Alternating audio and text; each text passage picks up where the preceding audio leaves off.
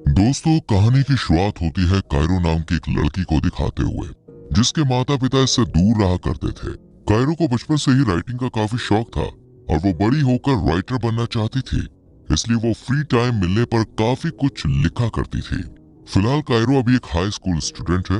वो सुबह जल्दी जंगल के रास्ते से होते हुए अपने स्कूल के लिए निकलती है, क्योंकि उसे अपने टीचर जोनाथन की क्लास मिस नहीं करनी थी। कुछ समय के बाद कायरो स्कूल पहुंच जाती है, जहां टीचर जोनाथन पहले से ही क्लास में मौजूद था। यहाँ कायरो को इतना जल्दी आता देख जोनाथन काफी हैरान रह जाता है, क्योंकि अभी क्लास स्टार्ट भी नहीं हुई थी। जोनाथन एक बड़ा और फेमस राइटर बनना चाहता था, लेकिन जब उसका ये सपना पूरा ना हो सका तो वो एक टीचर बन गया। खैर, अब यहाँ जोनाथन कायरो से उसका नाम पूछता है, जिस पर कायरो जोनाथन को अपना नाम बताती है और अपने बारे में बताती है। यहाँ कायरो बताती है कि उसकी दोस्त विनी ने उसे जोनाथन की क्लास अटेंड करने के लिए बोला है, क्योंकि कायरो को इंग्लिश लिटरेचर में बहुत इंटरेस्ट है। यहाँ जोनाथन कायरो को सिलेबस में दी हुई बुक्स को पढ़ने के लिए कहता है, लेकिन कायरो तो उन्हें पहले से ही पढ़ चुकी थी। इतने में ही यहाँ पर कायरो की दोस्त विनी आ जाती है, जो क्लास में एक होनहार स्टूडेंट है। अभी क्लास शुरू होने में बहुत समय था, इसलिए ये दोनों कुछ देर के लिए बाहर घूमने चली जाती है। कायरो के बाहर जाते ही जोनाथन कायरो के सामान को चेक करने लगता है और उसे कायरो के सामान में से एक अडल्ट बुक मिलती है, लेकिन वो उसे चेक कर पाता उससे पहले ही यहाँ पर बोरिस नाम का एक टीचर आ जाता है, जो कि यहाँ पर पढ़ाया करता है और ये जोनाथन का भी अच्छा दोस्त है। ये जोनाथन के लिए कॉफी लेकर आया था, इसलिए ये जोनाथन को कॉफी दे देता है और उसके हाथ में जो कायरो की बुक थी उसे लेकर पढ़ने लगता है। खैर, अगले सीन में हम रात में जोनाथन को अपने घर में देखते हैं, जो कि अपनी वाइफ के साथ बैठा हुआ था। यहाँ पर उसकी वाइफ अपने काम में बिजी थी, लेकिन जोनाथन का रोमांटिक मूड हो रहा था, इसलिए वो अपनी वाइफ को उसके काम से भटकाने के लिए उससे कहता है कि आज क्लास में एक स्टूडेंट मेरी बुक पढ़ रही थी। जोनाथन की ये ट्रिक काम कर जाती है और उसकी वाइफ उसकी बातों पर गौर करने लगती है, जिसके बाद ये दोनों थोड़ी सी ड्रिंक करते हैं और एक दूसरे के काफी करीब आ जाते हैं। लेकिन ये कुछ कर पाते उससे पहले ही जोनाथन की वाइफ का फोन बजने लगता है, जिससे इनका पूरा मूड खराब हो जाता है। अगले दिन हम जोनाथन और बोरिस दोनों को स्कूल के प्लेग्राउंड में बैठा हुआ देखते हैं, जो कि आपस में बातें कर रहे थे। ये दोनों सामने नजर आ रहे जंगल को देखकर कहते हैं कि ये जंगल काफी घना है और काफी पुराना भी है। तभी इन्हें जंगल से कायरो आती हुई दिखाई देती है, जो कि काफी ब्यूटीफुल लग रही थी। कुछ ही देर में कायरो इन दोनों के पास पहुंच जाती है और इनसे बातें करने लगती है। अब क्योंकि कायरो ने आज नाश्ता नहीं किया था, इसलिए यहाँ बोरिस उसे कुछ बिस्किट्स खाने को दे देता है। यहाँ पर जोनाथन, जो रात में अपनी बीवी के बिहेवियर से काफी निराश हो गया था, वो कायरो को बिस्किट खाते हुए गौर से देखने लगता है। कुछ ही देर बाद कायरो बिस्किट देने के लिए बोरिस को थैंक्स बोलती है, जिसके बाद बोरिस यहाँ से चला जाता है। और बोरिस के जाने के बाद जोनाथन कायरो से पूछता है कि क्या तुम्हें इस जंगल से आने में डर नहीं लगता? इसमें खौफनाक जानवर रहते हैं। इस पर कायरो जोनाथन से कहती है कि यहाँ सबसे ज्यादा खतरनाक और डरावनी चीज मैं ही हूँ, जिस पर जोनाथन हंसने लगता है। फिर सीन शिफ्ट होता है और हम देखते हैं कि बोरिस विनी के पास से गुजर रहा था और यहाँ पर विनी जानबूझकर अपनी बुक जमीन पर गिरा देती है, क्योंकि वो बोरिस का ध्यान अपनी तरफ खींचना चाहती थी। लेकिन यहाँ पर बोरिस रुककर विनी से पूछता है कि आखिर तुम्हें क्या चाहिए, जिस पर विनी को जवाब तो नहीं देती, लेकिन उसके करीब आने लगती है और फ्लर्टिंग भी करती है, जिससे बोरिस परेशान हो जाता है और यहाँ से चला जाता है। वहीं कुछ ही दूरी पर खड़ी होकर कायरो ये सब देख रही होती है और जैसे ही बोरिस यहाँ से चला जाता है, वो विनी के पास जाती है और थोड़ा गुस्से में उससे कहती है कि क्या तुम पागल हो गई हो? अपने टीचर के साथ ये सब कर रही हो तुम? कायरो की बात पर विनी कहती है कि तुम मुझसे जेलस फील कर रही हो, इसलिए तुम ऐसा कह रही हो। पर कायरो जवाब देती है कि मुझे तुमसे कोई जलन नहीं है, बल्कि मैं तुम्हारी हिम्मत को देखकर हैरान हो गई। अब कुछ देर बाद ये दोनों स्कूल से अपने घर जाते हैं, जहाँ विनी कायरो से कहती है कि तुम असल में काफी खूबसूरत हो, लेकिन तुमने कभी खुद को खूबसूरत दिखाने की कोशिश नहीं की। यहाँ कायरो कहती है कि मुझे सब पसंद नहीं है। फिर विनी कहती है कि मुझे तो बोरिस काफी पसंद है और मैं उसके साथ अफेयर चलाना चाहती हूँ। कायरो विनी की बातों से परेशान होकर कहती है कि मैं अपने कॉलेज एडमिशन के क्वेश्चन को लेकर परेशान हूँ, जिसमें उसे अपनी जिंदगी की सबसे बड़ी अचीवमेंट के बारे में बताना था। ये दोनों इस चीज को लेकर डिस्कस करने लगते हैं और यहाँ विनी कायरो को कहती है कि तुम जोनाथन के साथ अफेयर कर लो और फिर इसी बारे में लिख देना। कायरो विनी से कहती है कि जोनाथन तो मुझसे 20 साल बड़ा है, लेकिन विनी कहती है कि आजकल तो ये सब आम है। इसके बाद विनी कायरो को जोनाथन के बारे में अच्छी अच्छी बातें बताने लगती है, जिससे कायरो को जोनाथन में इंटरेस्ट आने लगता है और वो रात में जोनाथन की लिखी किताबों को ही पढ़ने लगती है। अगले दिन क्लास में कायरो जोनाथन को ध्यान से देखती रहती है और ये चीज जोनाथन नोटिस करता है और उसके पास आकर कहता है कि क्लास खत्म होने के बाद तुम मुझसे मिलना। कुछ टाइम के बाद क्लास खत्म हो जाती है और जोनाथन कायरो का इंतजार करने लगता है, लेकिन कायरो के आने से पहले ही यहाँ पर बोरिस आ जाता है और जोनाथन से कहता है कि तुम कायरो को पसंद करने लगे हो।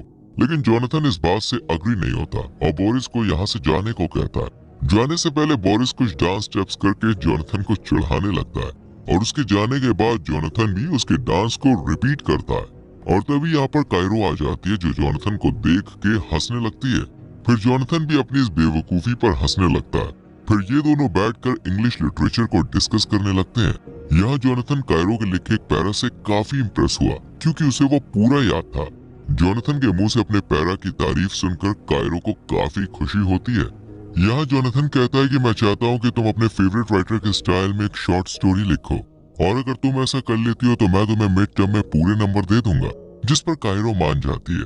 फिर ये दोनों ऐसे ही बातें करने लगते हैं और कुछ समय बाद जोनाथन कायरो को वीकेंड पर एक जगह आने को कहता है जहाँ वो कायरो की इस असाइनमेंट में मदद करने वाला था। अब वीकेंड में कायरो जोनाथन की बताई हुई जगह पर पहुंच जाती है और कुछ ही समय बाद यहाँ जोनाथन भी आ जाता है। फिर एक पोइट इन्हें पोएम सुनाने लगता है जिसे जोनाथन काफी गौर से सुन रहा था, लेकिन कायरो का ध्यान तो सिर्फ जोनाथन पर ही था।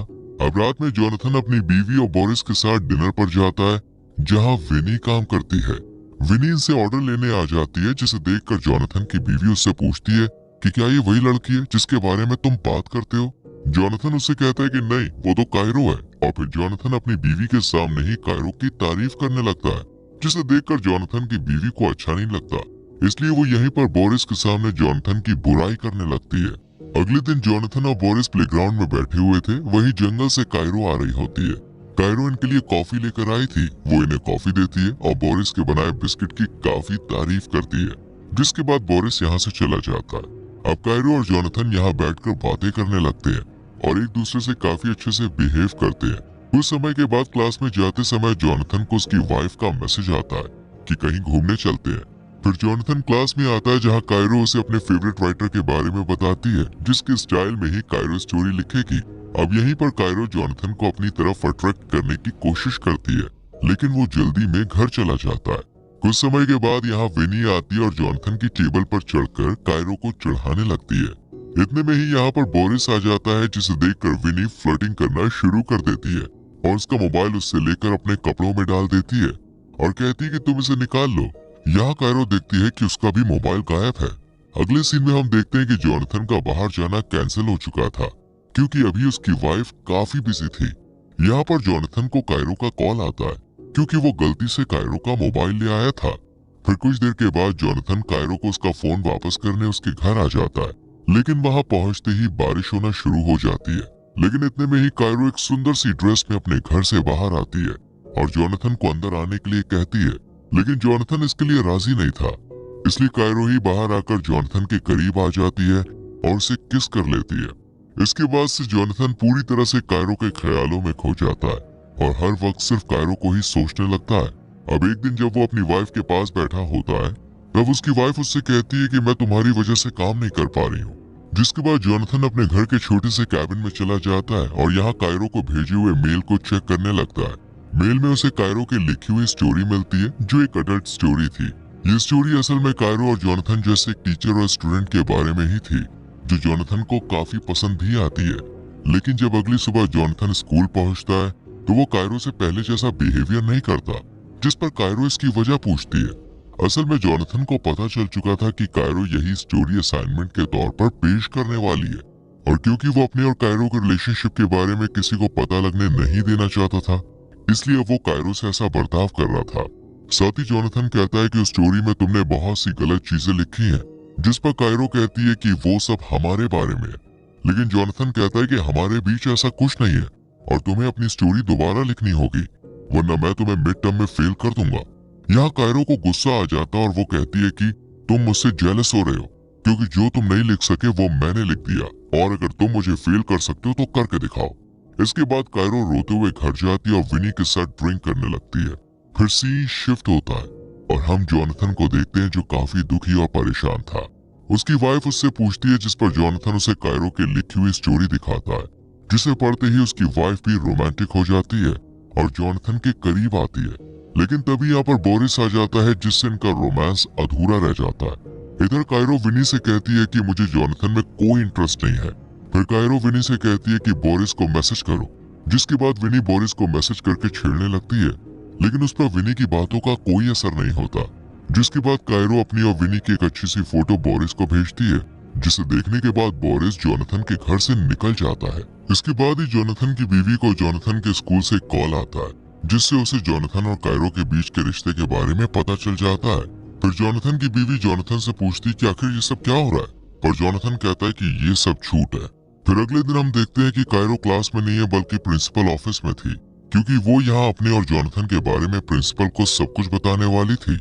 यहाँ कायरो जोनाथन की सच्चाई के बारे में सब बता देती है, और इसके बाद जब जोनाथन से इसके बारे में पूछा जाता है तो उसके पास कोई जवाब नहीं होता। जिसके बाद जोनाथन को स्कूल से निकाल दिया जाता है। वहीं स्कूल के बाहर बोरिस जोनाथन से मिलता और कहता है कि तुम्हें अपनी लिमिट क्रॉस नहीं करनी चाहिए थी, और लिमिट क्रॉस करने की वजह से ही आज तुम यहाँ बैठे हो। रात में जोनाथन अपने घर पहुंच जाता है और अपनी बीवी को बताता है कि उसे नौकरी से निकाल दिया गया है, जिसके बाद उसका शक और बढ़ने लगता है और वो जोनाथन से उसके और कायरो के रिश्ते के बारे में पूछती है।